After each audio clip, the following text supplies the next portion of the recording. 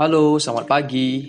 Ini adalah pendahuluan untuk 31 hari meditasi kembali kepada cinta kasih. Dunia yang kita diami saat ini tampaknya berputar lebih cepat ya dibandingkan waktu-waktu yang sebelumnya. Momen demi momen yang terjadi setiap hari berlalu dalam sekejap.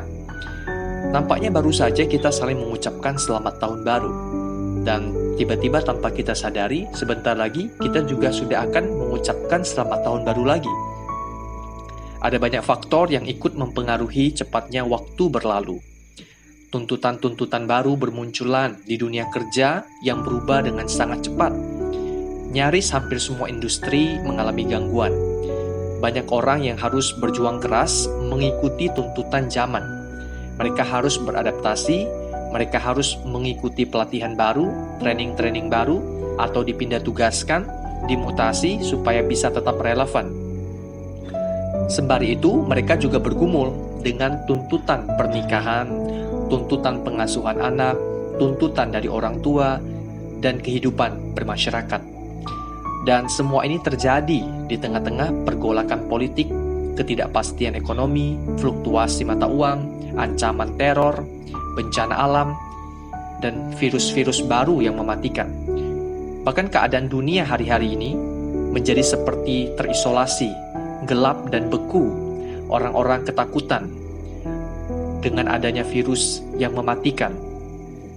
Tidak hanya itu, jauh sebelum ini semua terjadi, kalau kita lihat tren, komunikasi langsung melalui berbagai media seperti email, Facebook, Instagram, WhatsApp, Messenger, dan lain sebagainya, turut memberikan kontribusi dalam menciptakan kelaziman atau kenormalan baru di mana semua orang, tidak peduli seberapa besar tingkat kepentingannya dalam hidup kita, sanggup memunculkan tuntutan seketika atas waktu kita. Tuntutan yang membuat kita merasa harus buru-buru, cepat, dan instan dalam mengerjakan sesuatu. Hal tersebut berpotensi mengalihkan dan bahkan menggelincirkan kita dari ketenangan batin.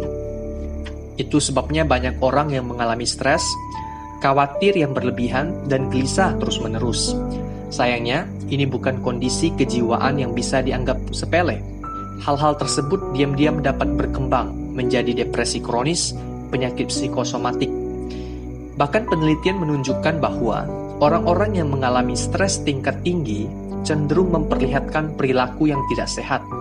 Perilaku ini dimulai dari menghabiskan waktu berjam-jam untuk berinternet, bermain game yang berlebihan, menonton televisi, bahkan sampai makan berlebihan, khususnya makanan-makanan instan, atau kecanduan alkohol, rokok, narkoba, atau bahkan pornografi.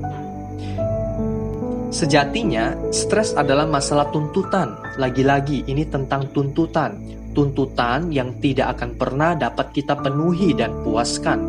Stres, khawatir, dan gelisah menyumbat pasokan kebaikan dan keberhasilan dari Tuhan.